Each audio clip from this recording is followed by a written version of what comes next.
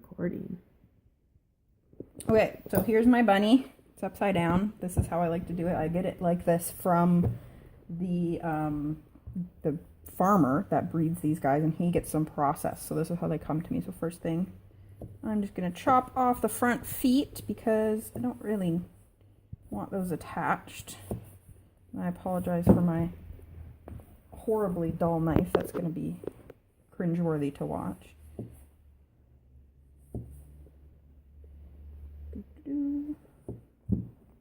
Pop those off, and then you want to go on its belly, so obviously between its front legs, and there's its tail back there, so you're just going to cut straight up through. And I have a pretty dull knife right now, so it's not very fun because I've been doing 50 of these, so use a sharp knife, makes things easier. Alright, and once he's split in half, there's his back. This is a little young Rex. He's not very big. Probably only 10 weeks, I would guess, so it's going to be thin skin. So the top's done, but now you got these weird little dangly bits. It depends on how the butcher does them. Sometimes they come nicer, but I just chop off any bits that look silly and aren't going to be useful for anything.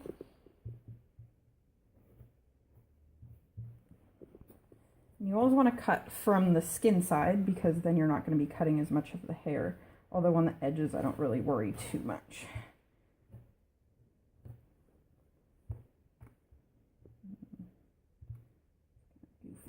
There.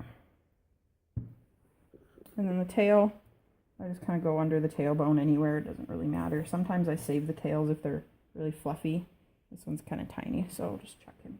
So the biggest tip for fleshing these guys, hopefully you can see it, this one's really young, and so you want to go find a spot where it's already separating. So here you see how that's already separating there, but what I'm going to do to make it easier is grab salt.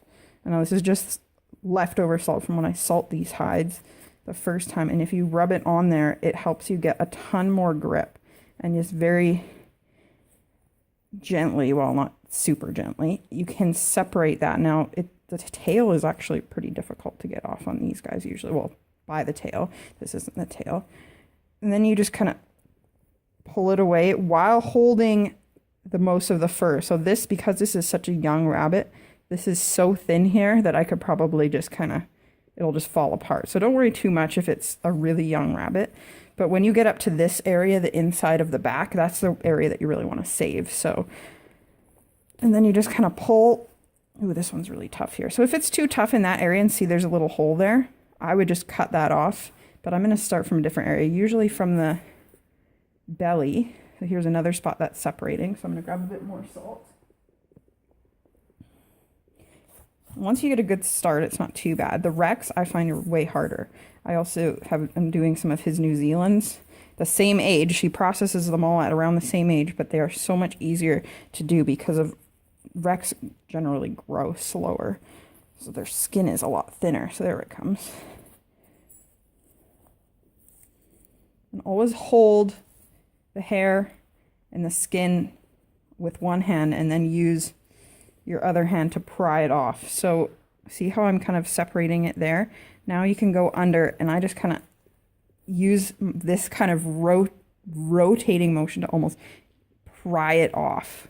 So holding, get my pinky right up next to where the edge of the skin is, and pry.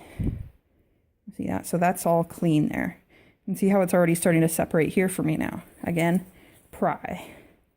And any of these little fatty globule bits, you can go in after with pliers and just pull those off. A lot of times behind the nipples they'll do that, and then you'll also tear a little hole. So don't worry too much about that. Little tiny holes aren't the biggest deal. Armpits, there's always tons of fat under here. Just yank that off. All this stuff up here I clean off afterwards with my pliers. I'm just basically working around the entire hide and then pulling it all off afterwards because it will honestly come off almost in one piece. So see how that's all there, and I can kind of just grab this, holding this steady with one hand, pulling it down with the other. If it's getting too slippery, grab more salt. So the salt will help you get a grip. And see how these areas, so there's an area here. Let's see if it'll focus. Like that. So this still needs to be fleshed, just this little area here. So I can go in afterwards with my pliers and pull that up because it's obviously so thin, it's not coming with the other stuff. Sometimes it'll come off in multiple layers. Let's see if I can get it.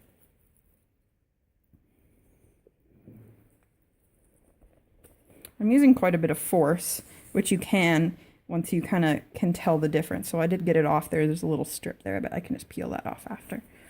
And once you can kind of know how strong your hide is in certain areas,